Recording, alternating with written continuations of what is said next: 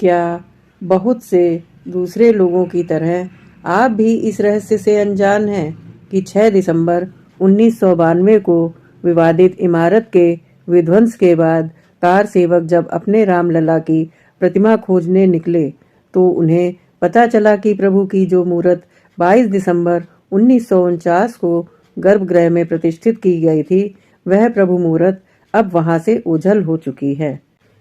बहुत कम लोगों को पता है कि श्री रामलला की प्राण प्रतिष्ठा के नाम पर उस रोज अयोध्या में महासंग्राम हुआ और रामलला विवादित परिसर के विध्वंस के बाद वहां से लुप्त हो गए।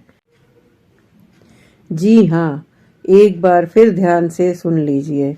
रामलला की जिस मूर्ति के नाम पर 6 दिसंबर 1992 को इतना बड़ा कांड हुआ जिसने पूरे देश को हिला दिया, सरकार पलट डाली, रामलला की वही मूर्ति विध्वंस के बाद राम भक्तों की आंखों से ओझल हो गई।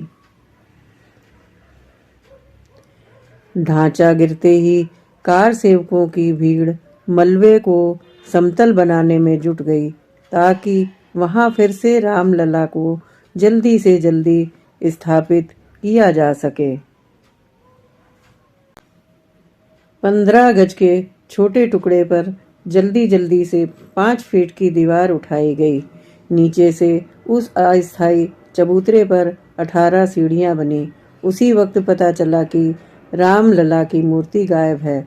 मूर्ति गायब होने की खबर कार सेवकों के बीच अयोध्या में आग की तरह फैली।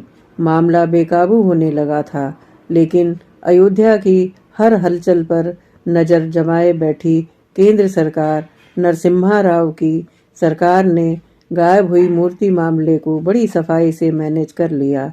अयोध्या में ढांचा गिराए जाने के बाद अस्थायी मंदिर में मूर्तियां स्थापित करने को लेकर संग्राम मचा हुआ था। राव सरकार के मंत्री कुमार मंगलम राजा अयोध्या वीरेंद्र मोहन प्रताप मिश्र के संपर्क में थे। राजा साहेब कांग्रेस पृष्ठभूमि के थे। आनन फानन में राजा अयोध्या ने अपने घर से रामलला की मूर्ति भिजवाई, जो उनकी दादी ने शायद इसी दिन के लिए घर में रखी थी। 6 दिसंबर 1992 को रामलला की नई मूर्ति पहुंचने के साथ अयोध्या से लेकर दिल्ली तक ने राहत की सांस ली।